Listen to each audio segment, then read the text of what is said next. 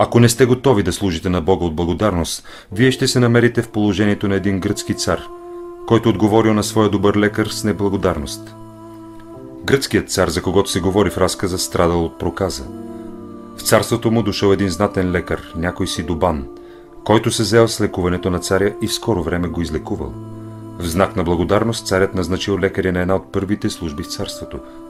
От завист към него неприятелите му започнали да правят различни интриги, които достигнали до ухото на царя. Той повярвал на интригите и, за да се освободи от лекаря, заповядал да го екзекутират.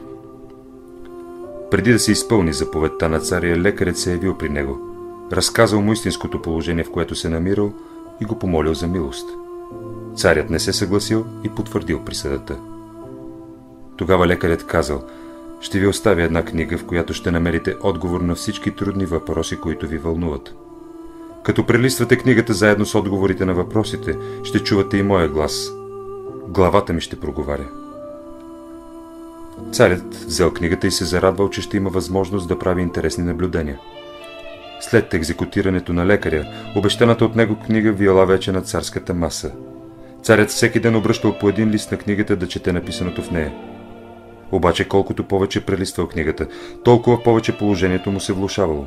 Листите били напоени с някаква отрова. Когато отворил последния лист на книгата, царят чул, че се говори: това е възнаграждението на всеки човек, който за направеното добро отговаря с неблагодарност. Така завършил живота си неблагодарният цар. Кой е лекарят, който лекува човешката проказа? Христос. Вместо да благодарите, вие ще отрежете главата му, за да се освободите от него. Тогава ще дойде при вас дяволът, чието интриги слушате, и ще ви даде книгата, която всеки ден ще прелистате, за да четете от нея мъдрите му съвети. Листите на тази книга са пропити с отрова. Като четете мъдрите дяволски съвети, постепенно ще се отравяте, докато дойдете до последния лист.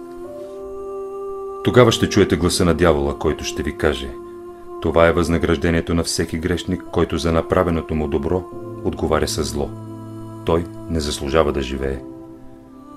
Мнозина се оплакват от неправдите в живота и отдават всичко на Бога. Щом мислят така, неправдата е в тях. Ако е даден само един живот на човека, има право да се оплаква. Но какво ще кажете, като знаете, че много пъти живеете на земята? Не мислите ли, че вие сами сте създали неправдата? Вие живеете по Божият благодат. Бог е толкова снисходителен към вас и въпреки това вие пак роптаете.